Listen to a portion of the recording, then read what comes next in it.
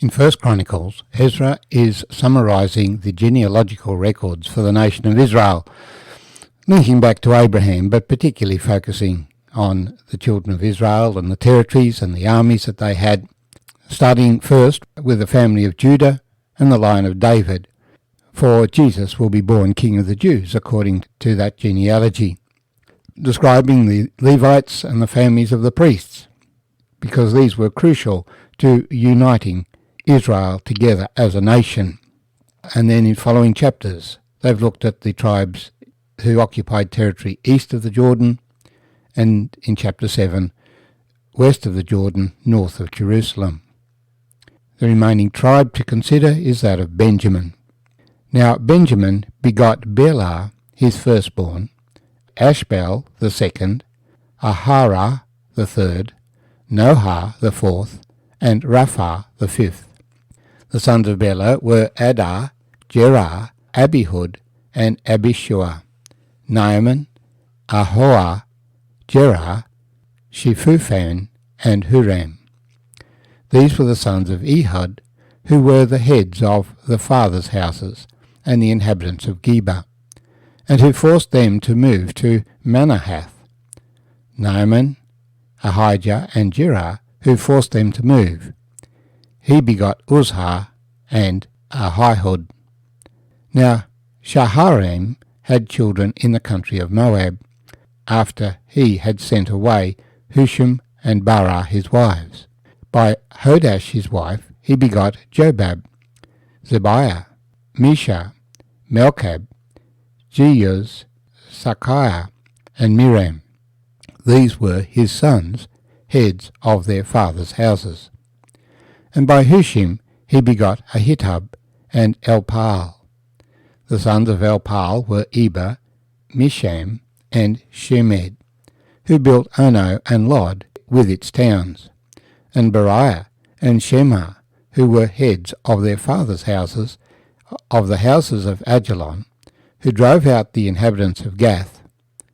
Ahio, Shashak, Jeremoth, Zebadiah, Arad, Eda, Mikael, Ispah, and Johar were the sons of Beriah.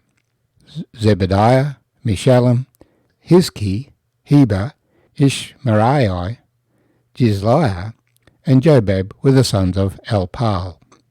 Jachim, Zachary, Zabdi, Eli, Enai, Zil-Ethai, Eliel, Adai, Beriah, and Shimrath were the sons of Shimei.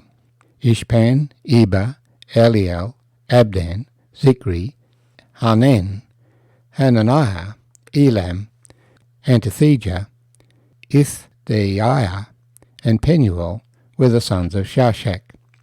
And Shem-Shiraiah, Shehariah, Athaliah, Jareshiah, Elijah, and Zikri were the sons of Jeraham. These were the heads of the fathers' houses by their generations, chief men. These dwelt in Jerusalem. Now the father of Gibeon, whose wife's name was Maachah, dwelt at Gibeon, and his firstborn son was Abdon. Then Zur, Kish, Baal, Nadab, Gedar, Ahio, Zekah, and Mikloth, who begot Shimeah. They also dwelt alongside their relatives in Jerusalem with their brethren. Ner begot Kish, Kish begot Saul, Saul begot Jonathan, Melchishua, Abinadab, and Eshbaal. The son of Jonathan was Meribbaal, and Meribbaal begot Micah. The sons of Micah were Pithon, Melech, Teriah, and Ahaz. And Ahaz begot Jehoadah. Jehoadah begot Elameth, and Asmaveth, and Zimri. And Zimri begot Mozah. Mozah begot Beniah, Rapha his son, Eleazar his son, and Azel his son. Azel had 6 sons, whose names were these: Azrikam, Bokiru, Ishmael, Shariah, Obadiah, and Hanan. All these were sons of Azel. And the sons of Ishak his brother were Ulam his firstborn, Jeush the second, and Eliphalet the third. The sons of Ulam were mighty men of valour, archers. They had many sons and grandsons, 150 in all. These were all sons of Benjamin. My name's Arthur, and I thank you for joining me as we share these verses from 1 Chronicles chapter 8, focusing on the tribe of Benjamin. The history of this tribe is fascinating because it was nearly wiped out in the time of the judges. They lived more or less in the centre of the land. We're told that they lived in Jerusalem. The territory of Benjamin was around Jerusalem, a narrow strip. But in fact, before the time of David, Jerusalem was dominated by the Jebusites, while Benjamites owned the territory around, and evidently some of them lived in the city. David chose Jerusalem as his capital for this very reason, that it was not in the territory of Judah, which was where his family came from, but it was also not in the territory of Ephraim, which was descended from Joseph, Benjamin's older brother, which dominated the northern tribes.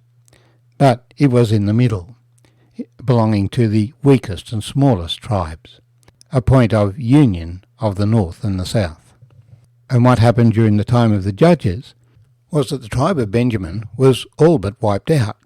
A Levite from Ephraim had taken a concubine from Bethlehem, and when it was time to return home, they chose not to go into Jerusalem, which was then dominated by the Jebusites, to spend the night, but to go to a small Israelite village in Benjamin called Gibeah.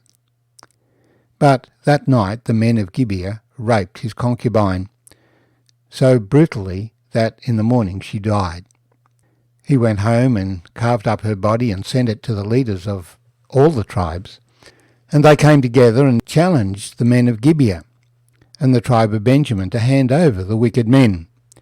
But Benjamin sided with its own citizens against the other tribes, resulting in a war which nearly wiped out the whole people.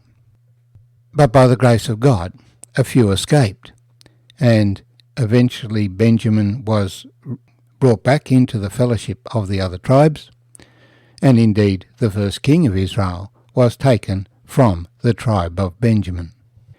Because God likes to exalt the weak and pull down the proud, make the first last and the last first.